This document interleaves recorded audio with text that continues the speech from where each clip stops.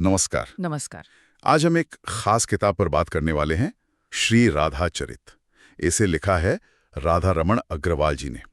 और हमारे पास एक स्रोत है जो इस किताब के बारे में काफी विस्तार से बताता है। हाँ, बिल्कुल। स्रोत की सबसे दिलचस्प बात यह है कि वो इसे सिर्फ एक किताब नहीं मानता। अच्छा। हाँ, वो कहता है कि ये एक आध्यात्मिक अनुभव है, मतलब ऐसा कि पाठक जैसे खुद वृंदावन पहुंच गया हो। तो चलिए देखते हैं स्रोत इस अनुभव के बारे में और क्या कहता है। बिल्कुल, स्रोत सबसे पहले तो यही बताता है कि ये किताब राधा रानी के जो गुण हैं, उनकी भक्ति, उनका प्रेम, त्याग, करुणा, इनको सिर्फ गिनाती नहीं है, हाँ, बल्कि महसूस कराती है।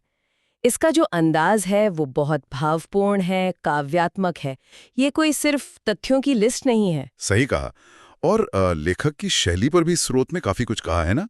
बताया गया है कि भाषा बहुत कोमल है, एकदम प्रवाहमयी। हाँ, बिल्कुल। जैसे जैसे हर छंद राधा नाम के अमृत से भीगा हुआ हो। पढ़ने वाले को एक सहजता मिलती है, एक शांति का एहसास होता है। दिलचस्प बात जो स्रोत बताता है कि इसमें सिर्फ भक्ति रस ही नहीं है। मतलब सिर्फ भावनात्मक जुड़ाव ही नहीं। हाँ, मतलब सिर्फ प्रेम और श्रद्धा का जो भावनात्मक अनुभव होता है वही नहीं, स्रोत इशारा करता है कि इसमें शास्त्रीय आधार भी हैं और गूढ़ भाव भी शामिल हैं। अच्छा, शास्त्रीय आधार और गूढ़ भाव, इसका क्या मतलब हुआ स्रोत के हिसाब से? क्या मतलब पुराने ग्रंथों का संदर्भ या कोई गहरा आध्यात्मिक अर्थ? हाँ, आप सही समझ रहे हैं। स्रोत का इशारा यही है कि ये किताब भावनात्मक गहराई तो देती ही है, साथ में इसकी एक मजबूत शास्त्रीय नींव भी है और इसमें गहरे आध्यात्मिक मायने छिपे हैं।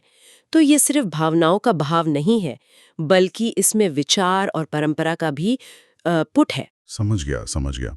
तो ये इमोशनल कनेक्ट के साथ साथ एक गहरी समझ, एक अंडरस्टैंडिंग देने की भी कोशिश है। अच्छा, स्रोत ये भी साफ करता है कि ये किताब खास तौर पर किन लोगों के लिए ज्यादा मायने रखती है। हाँ, ये भी बताया है। स्रोत कहता है कि जो लोग राधा कृष्ण के प्रेम में डूबे हुए हैं, या भक्ति के रास्ते पर आगे बढ़ना चाहते हैं, या फिर वो लोग जो बस शुद्ध निस्वार्थ प्रेम क्या होता है उसे अनुभव करना चाहते हैं, उनके लिए तो ये किताब एक अनुपम रत्न जैसी है। अनुपम रत्न, वाह। हाँ, एक तरह से ये उन पाठकों को सीधे संबोधित करती है। और आपने पहले अनुभव की बात की थी, स्रोत इस पर काफी जोर देता है लगता है, कि सिर्फ पढ़ना नहीं, उसे जीना। बिल्कुल सही। स्रोत यही कहता है कि इसे पढ़कर सिर्फ जानकारी नहीं मिलती, बल्कि हृदय आनंद से भर जाता है और कभी-कभी तो आंखें भी नम हो जाती हैं। ये दिखाता है कि पाठक पर इसका कितना गहरा भावनात्मक असर होता है। ये सिर्फ दिमाग की कसरत नहीं है, ये दिल का अनुभव है। शायद शायद इसीलिए स्रोत में इसकी इतनी तारीफ की गई है। इसे 5 में से 5 स्टार दिए गए हैं। हाँ, पूरी रेटिंग। और इसे सिर्फ किताब नहीं, बल्कि एक आध्यात्मिक यात्रा कहा है।